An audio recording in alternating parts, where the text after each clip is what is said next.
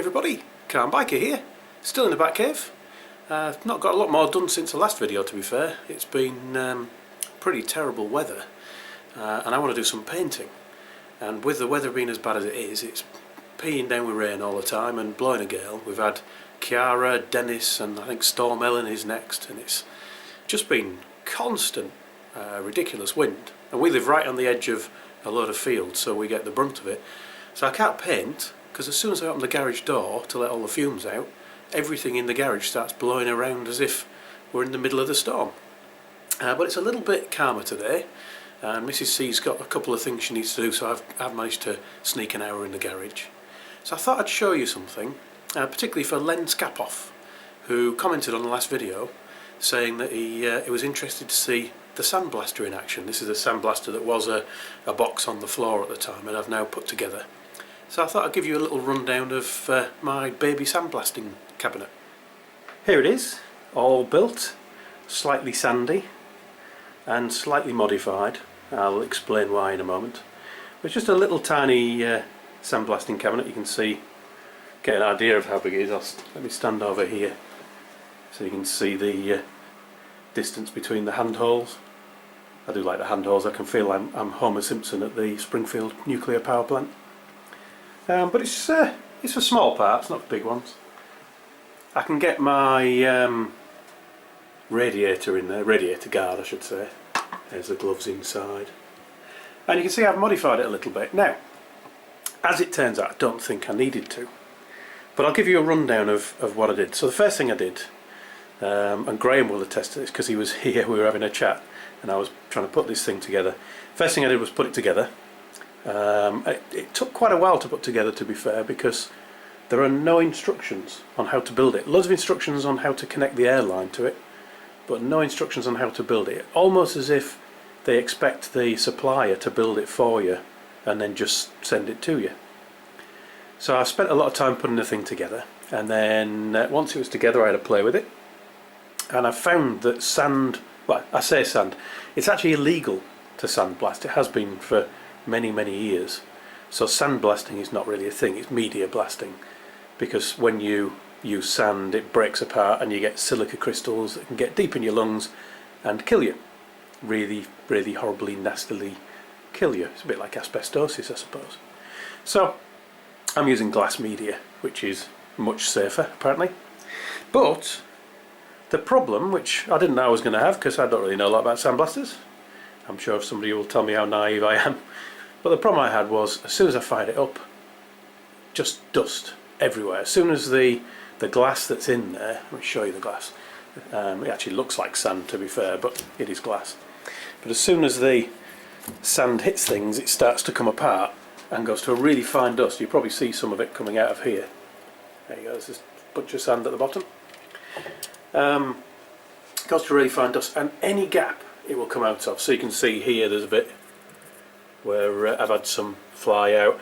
On the switch here I hadn't quite sealed it up enough, because you have to seal everything with a liquid gasket, that one, and I haven't quite sealed that enough, so sand, I keep saying it, if I keep saying sand I mean glass. So the glass powder got through that little hole on the inside, and there's out of the gaps on this. So this is a bit of a mixture of the liquidy gasket stuff and glass that's stuck in it. And basically what it comes down to is I'm pumping air into that thing, and it's got to come out somewhere, and the designers say, or the people who are selling it say, it comes out of that air filter there. So it gets trapped by the dust gets trapped by the air filter and the air comes out. What really happens is that when you start pumping air in at 90 psi, every tiny gap suddenly has wind coming out of it, and any bit of dust comes out. So you would have plumes and plumes of dust coming out of this thing, even with it kind of the door locked down. It was also coming out around the base. So the base you don't seal with that liquid gasket. It has a spongy gasket, a little bit like the lid up there. So this is like a sponge, and that didn't seal anything. So as soon as that pressure's on again, you'd have plumes of dust coming out of there. I'll show you around this side where I haven't cleaned up yet. You can actually see there's quite a bit that's escaped out of that bottom corner. So I ran some tape around it, this tape here, and that's stopped dust coming out of there, but dust was still coming out of the top. So I was covering it up with masking tape and things like that, and that would stop the dust getting out. But it's not the best way of dealing with this. Just leant on my worktop and it's all dusty. Yeah, it's not the best way of dealing with it. What you need to do really is remove that positive pressure inside the cabinet that's blowing dust out. And there's loads of ways you can do that, and there's a device you can buy, but the device you can buy that you mount on the wall, basically, I think it was the cheapest one I could find was about £150, and that was a dust extractor that then grabs the media. So if any media does get sucked out of the machine that's reusable because it's still big enough, you can actually pour it back in and carry on using it. I don't want to pay £150 to run a machine that cost £90. That just seems over the top. So I thought what I'll try is to make my own. Now I haven't made it yet. Now the idea that I'm going with is you have a tube coming out of the machine, out of the cabinet, into a bucket or a bin or something with a lid, and then you connect a vacuum cleaner to that lid as well, so that the dust gets sucked in to the bucket and only the light dust will get sucked out into the vacuum cleaner, and any heavier, bigger dust that does manage to get out there will end up back in the bucket and you can reuse it. Now I haven't tested that theory fully yet, but I have tested a little bit just by connecting my vacuum cleaner up to the machine. And I'm not even connecting it because it turns out it doesn't need a good connection, it just needs to be roughly there. I'll demonstrate. What I'll do is I'll shut the box up and I'll blast a little bit of sand, and you'll see plumes hopefully on the camera. It might be hard to see on the camera, to be fair, but if you can see them, you'll see them coming out of the top of the cabinet, and I'll show you what happens when I turn the vacuum cleaner on, because it makes a big difference, and it turns this from being a horrible dusty face mask required device into something quite usable. Let me show you. Now one thing to say is it will get noisy, so I won't be able to really talk through this because my compressor is probably not up to par really for this type of job. It's a 2.5 horsepower 50 litre compressor. Probably needs to be a bit bigger. It works, but it means that the compressor turns on very, very quickly. So let's shut the lid up and see if you can see the dust coming out.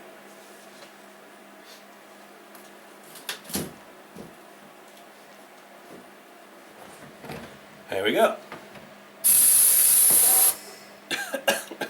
I don't know if the camera will pick it up, but immediately, just by spraying it, there's dust pouring out the front, and you can see it's actually lifting the door up. Again, it might not come out in the camera, but it actually is putting that pressure on, and it's lifting the door from the inside. So, vacuum cleaner. Now all I'm going to do is connect my little vacuum cleaner hose. It's only a home vacuum cleaner, this. Connect the hose into the vent for the air filter there, and I'm not pressing it in hard, I'm just holding it so it doesn't need much, this, and I'll turn the vacuum on.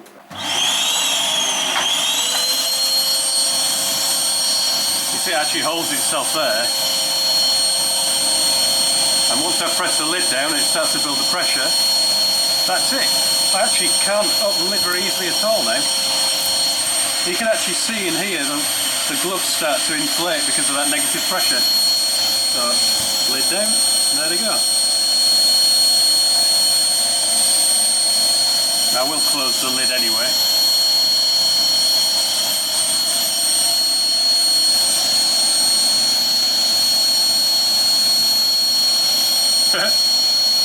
That's not my hands in there. And it also means you can see a lot better when you're working because the fine dust does disappear. I've still got the air filter on though, so it's not taking much dust out of there. Anyway, the big question is, does it sandblast or does it media blast? So I've got a little part in there, let me put my hand in. Quite difficult to see through the lid because it is dusty in there. This, by the way, there's like you can see the edge of it here. These are little plastic sheets you stick on the inside, and it comes with about half a dozen, so that when it gets damaged by the media, you can take off that plastic sheet and put a new one on. This tape around the edge of the top was because the window was leaking. I suspect I could take that off now with the vacuum cleaner trick, and I wouldn't have a problem. But anyway, I'm going to have a look at this part.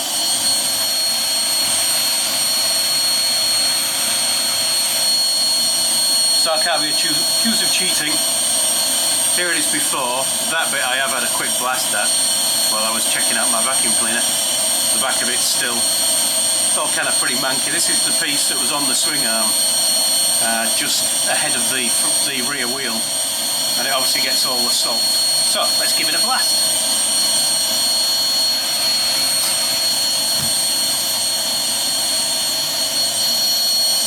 And hopefully while I'm doing this you'll see that there isn't any dust coming out through the seams, through the edges of the door.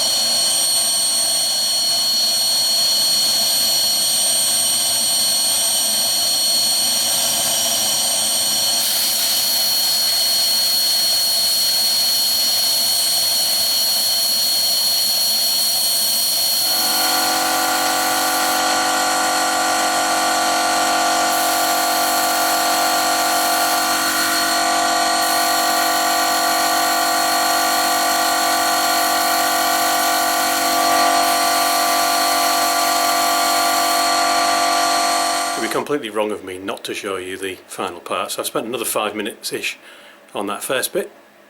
Let's have a look. And there it is. There's a few little bits of pitting where the rust was. You can probably pick up on there, but that's a clean part. That's ready now for paint. I'm going to get it cleaned and a bit of primer on it before it has the chance to rust anymore. This is the part now in primer, and it's certainly looking almost as good as new.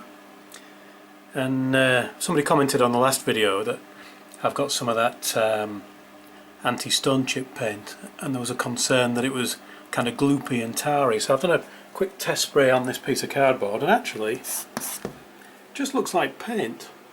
This is the stuff that Ed China uses, so with any luck it actually helps with stone chips.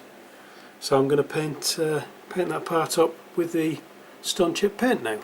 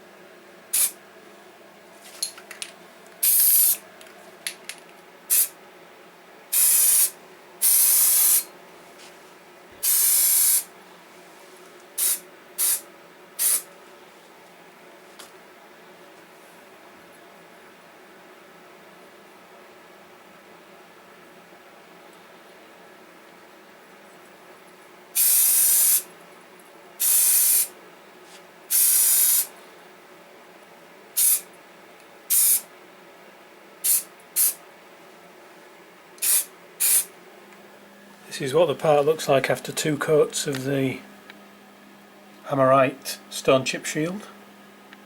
It's still a bit glossy because it's still a bit wet, and you can see there's a kind of texture to it, but I think most of that texture is actually because there was some pitting from the original rust. But for a part that's hidden away, not a painted surface, I mean you wouldn't use it on a fuel tank, but for a part that's hidden away behind the wheel, I think that doesn't look too bad at all. I might even use this on the radiator guard if it turns out that it does the job. I will put another coat on it, and it does say you can overcoat it. I don't know whether I'll overcoat it with some clear or just leave it as is. Probably just leave it as is, to be fair. So there you have it. The Sandblaster, or the Media Blaster, seems to do quite a good job with the vacuum cleaner modification, and that part has definitely cleaned up well.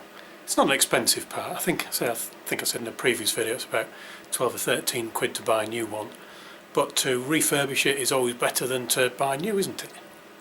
And once I've refurbished the suspension part and the radiator guard, the thing hopefully will have paid for itself. So I think not a bad purchase. Anyway, I'm going to finish up here, give it a final coat. So thanks for watching everyone, ride safe, and I'll talk to you all again soon.